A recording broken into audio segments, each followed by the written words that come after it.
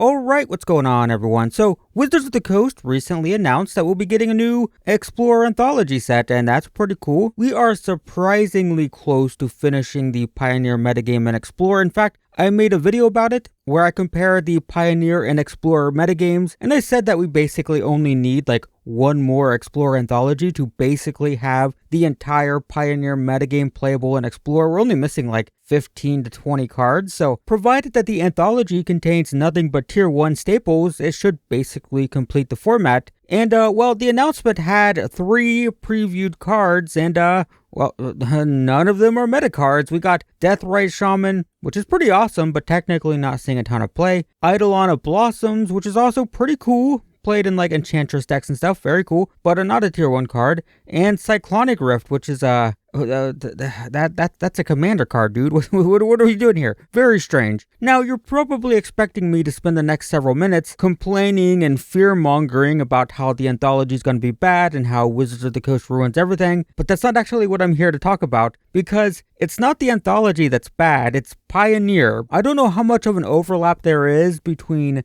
Magic Arena Explorer and Paper Pioneer players, but Paper Pioneer is a little bit messy right now because it is very heavily dominated by combo decks. Not only does it have Nykthos Ramp and Abzan Greasefang like Explorer does, but it also has Lotus Field decks and Indomitable Creativity decks, as well as some like Bring to Light stuff. So, before we go further, before I start complaining here, let me say that every archetype and every playstyle has its fans, right? But a sign of a healthy metagame is diversity, with a wide variety of decks represented. Like, ideally, it should be possible to play aggro decks and stompy decks and control, combo, mid-range, tempo decks. And, no metagame is perfect. Not every archetype is represented in every metagame. It's basically impossible, but ideally, you have as many archetypes represented as possible, but Paper Pioneer is like very, very heavily dominated by combo and control. You're either comboing off or you're trying to control the combo decks, and that's basically it. There's like maybe an aggro deck here or there. There's like the Convoke deck and stuff. It exists, but basically the entire format is combo or control combos, and that's it. No, Magic Arena does have prominent combo decks. The main menace that many of you are familiar with is probably Greasefang, but imagine if there were like 3 or 4 more combo decks just like that in the metagame. Imagine if every time you weren't matched up against Greasefang, you were still matched up against another combo deck that comboed off on turn 3 or 4 and basically won the game on the spot. It's a little bit tedious. And with that in mind, the question we should be asking is, do we even want Explorer to be like Pioneer at the moment if so many people are unhappy with the Pioneer metagame? So I, of course, don't have an answer for that because, well, it's a matter of opinion. Some people are going to love that. Combo and control players, I mean, that just sounds like a blast, right? But what concerns me personally is, do we want an Explorer Anthology to release if there's going to be potential for future bans? Like, what happens if the bundle contains cards to complete Lotus Field combo decks, and then 2 months from now, that deck gets nerfed, right? Would it feel bad to buy a bundle, craft Lotus Field combo, and then have a card from that deck banned?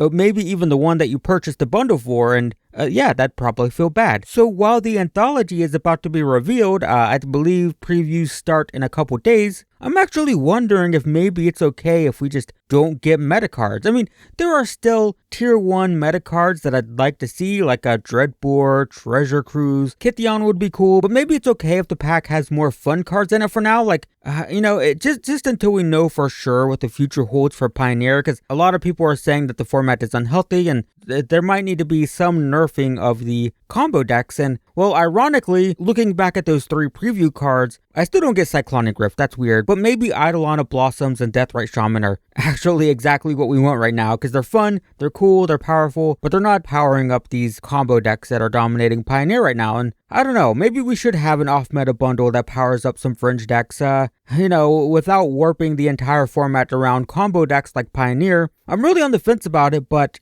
I don't know, I made multiple videos. Like, I'm the guy who's saying, please make Explorer closer to Pioneer. Please, stop making alchemy sets, stop bringing in Baldur's Gate and Lord of the Rings, and get Battle for Zendikar in the game, get Khans of Tarkir in the game, right? Get Pioneer in Arena. And now I'm looking at the Pioneer format and I'm like, I know, maybe we want some distance from that right now. Maybe we just let Explorer be Explorer right now, and we'll sort out Pioneer first, and then maybe we go back to it. So yeah, I don't know. What do we want here? The good news is I didn't buy the Mastery Pass because I don't care about Lord of the Rings, so I have extra gems. I'll probably buy this even if it's all junk with the gems that I would have used for the Mastery Pass. But yeah, just.